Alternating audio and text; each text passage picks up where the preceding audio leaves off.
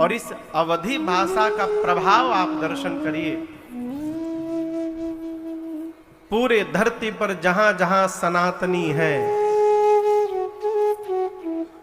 जिसको तनिक भी, जो सनातनी नहीं है और उसको तनिक भी यदि सनातन से लगाव है, ऐसा कोई जीव आपको नहीं मिलेगा, व्यक्तित्व नहीं मिलेगा जिसको मानस की एक चौपाई कम से कम याद न हो। वो कभी जीवन में पढ़ा नहीं होगा, कभी देखा नहीं होगा, लेकिन उसको पता भी नहीं है कि ये मानस जी की चौपाई है, लेकिन याद है। हाँ, दोहा याद है, श्री गुरु चरण सरोज रज निज मन मुकुर सुधारि बरनौ रघुबर बिमल जस जोदायक फल चारि। ये दोहा कहाँ का है कहिए? हाँ, तुलसीदास जी ने इसकी रचना सबसे पहले श्री अयोध्या कांड में की, बाद में यहां से उठा करके श्री हनुमान चालीसा जी में रख दिया गया। इसी प्रकार कई चौपाई, कई लोग तो गवई भाषा में कहते हैं, होई है वह जो राम रचि राखा है, होई ही सोई जो राम रचि राखा। लेकिन याद है ना? कुछ नहीं याद है। मंगल भवन अमंगल हारी द्रवौ सुदशरथ अजिर बिहारी। ये मानस जी की लोकप्रियता है। हम बहुत अच्छी कथा कहते हैं, ये अच्छी बात नहीं है। कथा कितने अधिक लोगों के समझ में आ जाती है, ये अच्छी बात है। अच्छा आप बताइए, हम कलकत्ता से आए हैं, हमको बंगाली आती है, हम यहाँ बैठ के 3 घंटा बंगाली बोले, दुनिया की 10-12 भाषा बोले, आप पंडाल से बाहर निकल के ये कहेंगे महाराज जी बड़े विद्वान है, हो कई भाषा जानते हैं, लेकिन अंततः आपसे पूछा जाए कि आपको क्या समझ में आया, आप कहेंगे कुछ समझ में नहीं आया, बस गुबुर गुबुर सुनते रहे। गोस्वामी जी ने मानस जी की रचना अवधि में की, 7 कांड लिखे, इसलिए बाल कांड के प्रारंभ में 7 श्लोक की रचना की। और सबसे पहले श्लोक में गोस्वामी जी कहते हैं, वर्णानामर्थ संघानां रसानां छन्दसामपि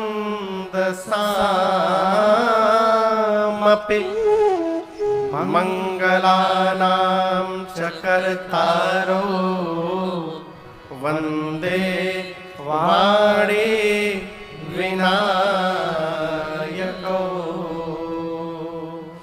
प्रथम श्लोक में ही गोस्वामी तुलसीदास जी ने एक ही साथ गणपति भगवान और मां सरस्वती जी की संयुक्त वंदना की। अलग अलग श्लोक नहीं लिखे, एक ही श्लोक में दोनों की वंदना की। क्यों? जितने विद्यार्थी हैं सबको मां सरस्वती और गणपति भगवान की नित्य वंदना करनी चाहिए। क्यों? गणपति भगवान बुद्धिदाता है और सरस्वती मैया बोलने की कला प्रदान करती है। गोस्वामी जी कहते हैं, मैं भगवत चरित्र को लिखने जा रहा हूं, असंभव को संभव करने जा रहा हूं, इसलिए जब तक आप दोनों की कृपा नहीं होगी तब तक ये कार्य पूर्ण होने वाला नहीं है। इसलिए पहले श्लोक में ही गणपति भगवान और सरस्वती जी की वंदना की।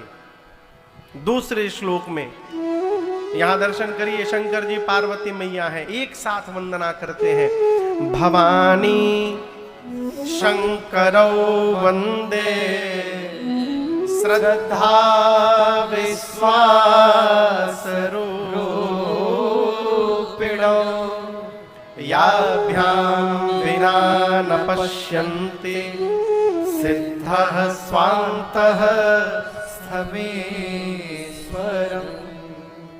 एक साथ भगवान शंकर और मां पार्वती की वंदना करते हैं, लेकिन यहां दर्शन करिए, शंकर पार्वती की नहीं कहे, पार्वती शंकर की कहे। बड़ा अंतर है दोनों में। ये नहीं कहते मैं शंकर जी और पार्वती जी की वंदना कर रहा हूं। किसकी कर रहा हूं?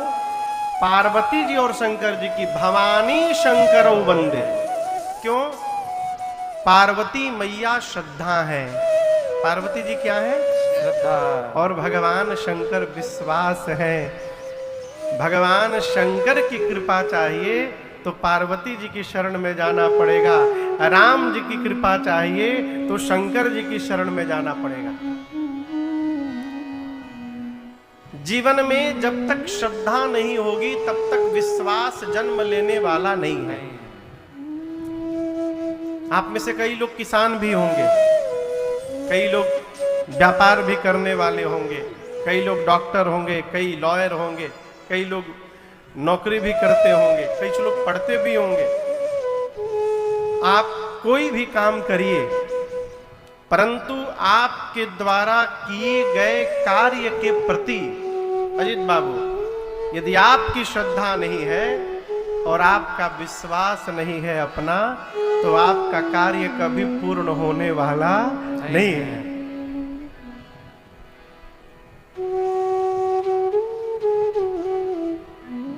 भगवान शंकर विश्वास के स्वरूप हैं और मां पार्वती श्रद्धा है। इसलिए गोस्वामी जी ने दोनों को संयुक्त वंदन किया। तीसरे श्लोक में भगवान शंकर के जगत गुरु स्वरूप का वंदन किया। वंदे बोधमयम नित्यम गुरुम शंकर रूपिणम। चौथे श्लोक में बाबा वाल्मीकि और हनुमान जी की वंदना की एक साथ। पांचवें में जगत जननी मां जानकी जी का वंदन करते हैं। छठवें में रघुनाथ जी का वंदन करते हैं और सातवें अंतिम श्लोक में गोस्वामी जी कहते हैं मैंने मानस की रचना कैसे की।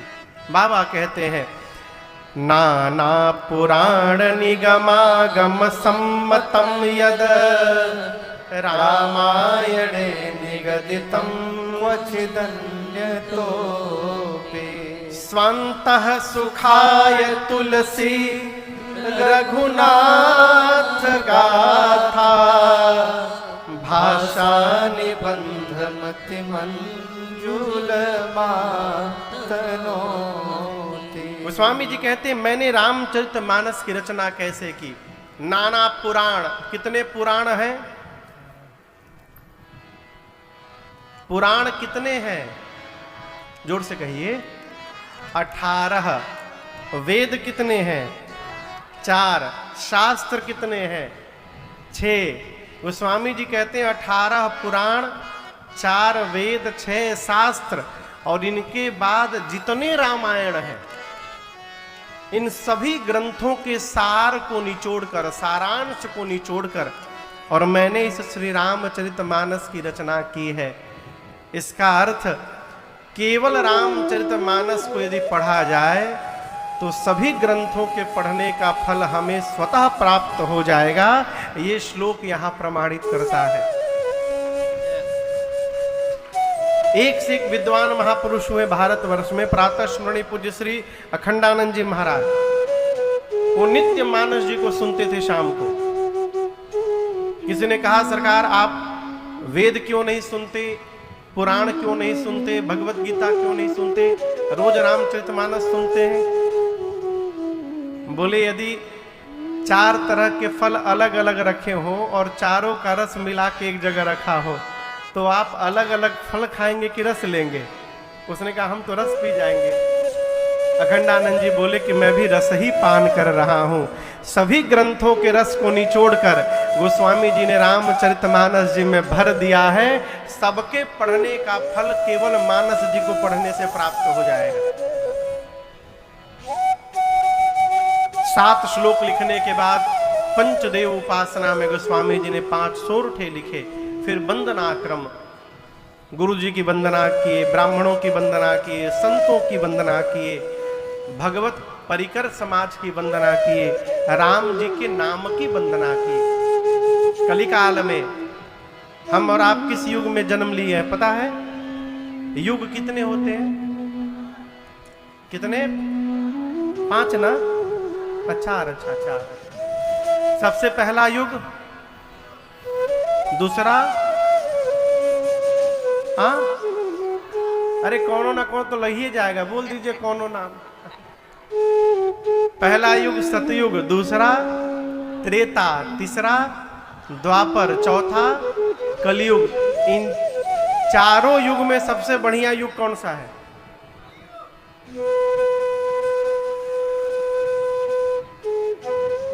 एक तो बोल दिए कलयुग, आप लोग बोलिए सबसे बढ़िया युग कौन सा है? अजीत बाबू आप बोलिए।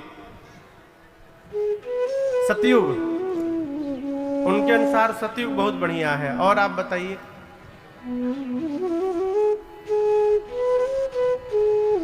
एक बात याद रखिएगा, सतयुग बहुत बढ़िया है, तो क्या हम सतयुग में पहुंच जाएंगे क्या?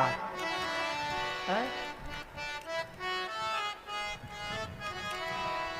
किसी का करोड़ों का महल है तो हमारे लिए कौने काम के? हमारे लिए तो हमारी मड़ई ही महल के समान है। गोस्वामी जी कहते हैं चारों युग में कलयुग जैसा दूसरा कोई युग नहीं। भक्त होने के नाते अपने को अच्छा कहने का स्वभाव बनाइए, हमार सबसे बढ़िया है। कल युग समयुग आन नहीं, कब जाओ नर कर विश्वास। यदि विश्वास हो गया तो कलिकाल जैसा दूसरा कोई युग नहीं। क्यों महाराज? केवल गाय राम गुण गण विमल, भवतर बिनहि प्रयास। कलिकाल में देखिए चार युग में है। सतयुग में भवसागर पार करने के लिए, भगवान को प्राप्त करने के लिए हजारों हजार वर्ष तपस्या करनी पड़ती थी। एक दो दिन नहीं, हजारों वर्ष। नैमिषारण्य में मनु जी महाराज ने 23,000 वर्ष तपस्या की। कितने दिन? 23,000। त्रेता में यज्ञ करना पड़ता था, द्वापर में पूजन से भगवान मिल जाते थे। कलिकाल में कुछ नहीं करना है, केवल भगवान का नाम गाते रहिए। राम जपते रहो और काम करते रहो, राम जपते रहो, काम करते रहो। वक्त जीवन का यूं ही निकल जाएगा, वक्त जीवन का यूं ही निकल जाएगा। गर लगन सच भगवन से लग जाए तो, गर जपते जपते सच भगवन से लग जाए तो, तेरे जीवन का नक्शा बदल जाएगा, तेरे जीवन का नक्शा बदल जाएगा। कलिकाल से बढ़िया दूसरा कोई युग नहीं है। क्यों? कलिकाल में भगवान के नाम की महिमा भगवान से अधिक है। इस कलिकाल में भगवत नाम की महिमा, जो काम भगवान नहीं कर पाए, कलिकाल में उस काम को भगवान के नाम ने करके दिखा दिया। राम जी कितने लोगों को पार किए? गिने चुने लोगों को है। भगवान के नाम ने अनेकानेक लोगों का जीवन का उद्धार कर दिया है। ये कलिकाल की महिमा है।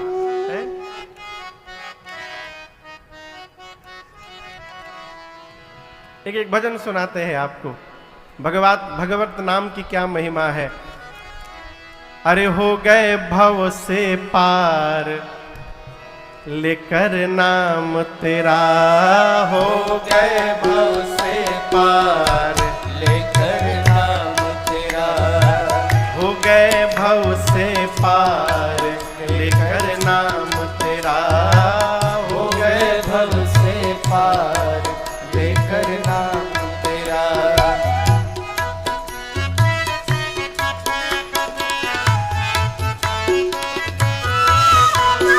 वाल्मीकि अति दीनहीन थे, बुरे कर्म में सदा लीन थे। वाल्मीकि अति दीनहीन थे, कर्म में सदा लीन थे। हाँ वाल्मीकि अति दीनहीन थे, बुरे कर्म में सदा लीन थे। वाल्मीकि अति दीनहीन थे, बुरे कर्म में सदा लीन थे। अरे करी रामायण तैयार लेकर नाम तेरा, करे रामायण तैयार लेकर नाम तेरा। अरे हो गए भव से पार लेकर नाम तेरा, हो गए भव से पार लेकर नाम तेरा।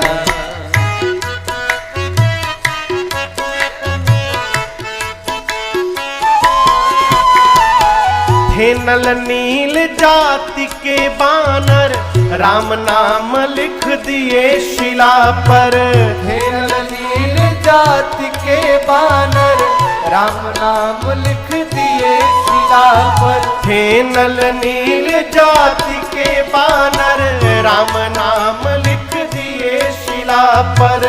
हे नल नील जाति के बानर, राम नाम लिख दिए क्या हुआ? शिला पर। अरे हो गई सेना पार लेकर नाम तेरा, हो गई सेना पार लेकर नाम तेरा।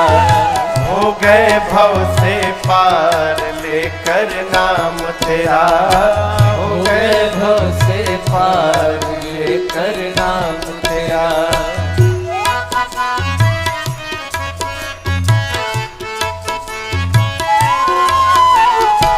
भरी सभा में द्रुपद दुलारी, कृष्ण द्वारिका नाथ पुकारी। भरी सभा में पद दुलारी, कृष्ण द्वारिका नाथ पुकारी। भरी सभा में द्रुपद दुलारी, कृष्ण द्वारिका नाथ पुकारी।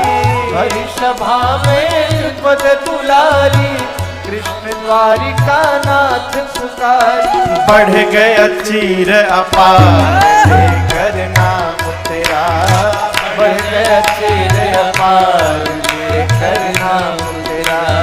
हो गए भव से पार लेकर नाम तेरा।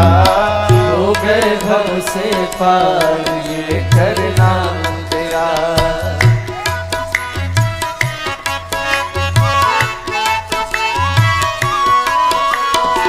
गज ने आधा नाम पुकारा, गर्व छोड़ कर उन्हें उबारा। गज ने आधा नाम पुकारा, गर्व छोड़ कर उन्हें उबारा। गज ने आधा नाम पुकारा, गर्व छोड़ कर उन्हें उबारा। गज ने आधा नाम पुकारा, गर्व छोड़ कर उन्हें उबारा। अरे किया ग्राह संघार लेकर नाम तेरा, किया ग्राह संहार लेकर नाम तेरा। अरे हो गए भव से पार लेकर नाम तेरा। हो गए भव से पार लेकर नाम तेरा।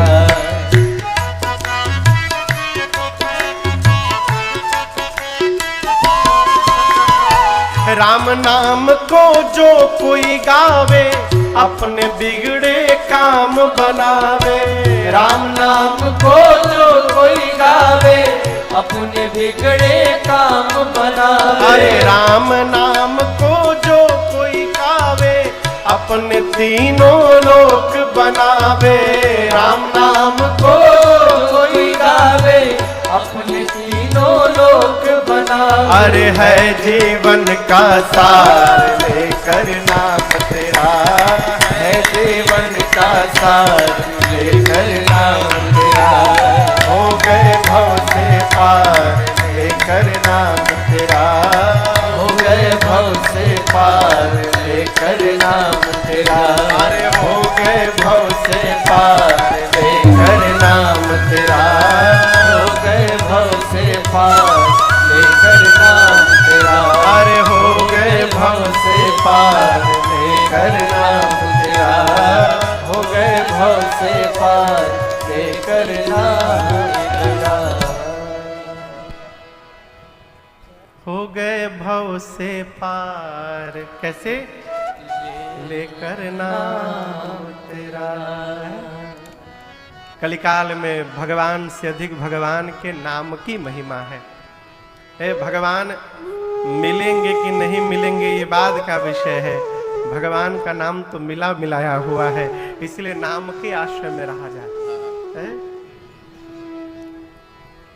गोस्वामी जी ने भगवत नाम की महिमा गाई और सबकी वंदना करने के बाद बाबा कथा को, गोस्वामी जी कहां बैठ के कथा गा रहे हैं, कौन से घाट पर? 80 घाट काशी में। गोस्वामी जी कथा को काशी से लेकर प्रयाग पहुंचे। कहां पहुंचे? प्रयाग, अभी जहां कुंभ का मेला लगा था। कहते हैं तीर्थराज प्रयाग में एक ऋषि हैं जिनका नाम है भरद्वाज जी। एक बार प्रयाग के मेले के बाद जब सभी मुनि लोग वापस जाने लगे तो उन ऋषि मुनियों में एक ऋषि हैं जिनका नाम है श्री याज्ञवल्क्य जी। भरद्वाज जी ने उनको रोक लिया, ले जाकर बिठाए, पूजन किए और पूजन करके बोले, मुनिवर मेरे मन में एक भ्रम है, संशय है। याज्ञवल्क्य जी ने पूछा क्या संशय है आपको? भरद्वाज जी कहते, प्रभु ये राम जी कौन है? क्या प्रश्न है? राम कवन प्रभु पूछऊं तो कहिया बुझाई कृपा निधि मोहि। श्री भरद्वाज जी कहते हैं कि राम जी कौन है? आप में से कोई है ऐसा जिसको ये नहीं मालूम कि राम जी कौन है? कोई है जो राम जी को न जाने? सब जानते हैं, लेकिन ये मुनि होकर के प्रश्न कर रहे हैं राम जी कौन है। आगे कहते हैं एक राम जी को मैं भी जानता हूं, अयोध्या के महाराज श्री दशरथ जी के पुत्र राम। उनकी कीर्ति तीनों लोक में विदित है। उनकी पत्नी सीता जी का हरण हुआ था, उनको राम जी को क्रोध आया और युद्ध में जाकर रावण का अंत कर दिए। उन राम जी को तो मैं जानता हूं, लेकिन मेरा प्रश्न है जिन राम जी को मैं जानता हूं, क्या शंकर जी भी उन्हीं राम जी का नाम जपते हैं? कि शंकर जी दिन रात राम राम राम राम जो जपते हैं वो कोई और राम है, अब मैं जिनको जानता हूं ये कोई और राम है? दोनों एक ही राम है कि दोनों अलग अलग राम है? ये मेरा प्रश्न है। अब मेरा यहां आपसे एक प्रश्न है, क्या दोनों एक ही राम है कि दोनों अलग अलग राम है? कहिए कहिए, आपसे पूछ रहा हूं।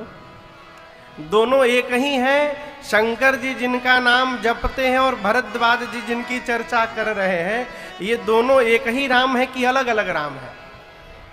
जब आपको मालूम है कि एक ही राम है, तो क्या भरद्वाज जी को नहीं मालूम था एक ही राम है कि अलग अलग राम है? नहीं मालूम था क्या? मालूम था, तो प्रश्न क्यों कर रहे हैं? यही भक्त का स्वभाव है।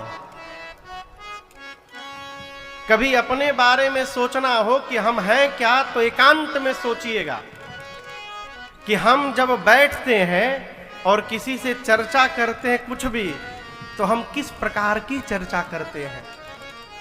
क्या हमारी चर्चा के बीच में भगवान है?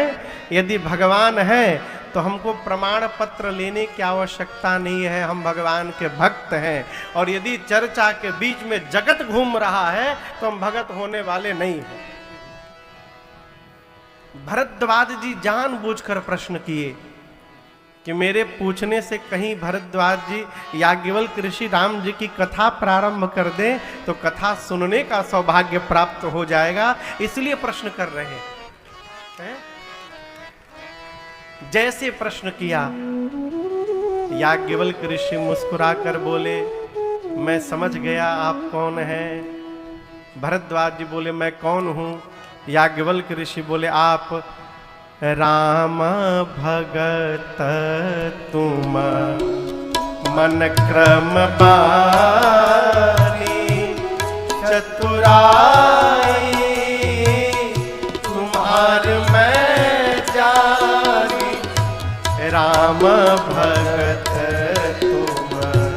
मन क्रम बानी चतुराई, तुम्हारी मैं जानी।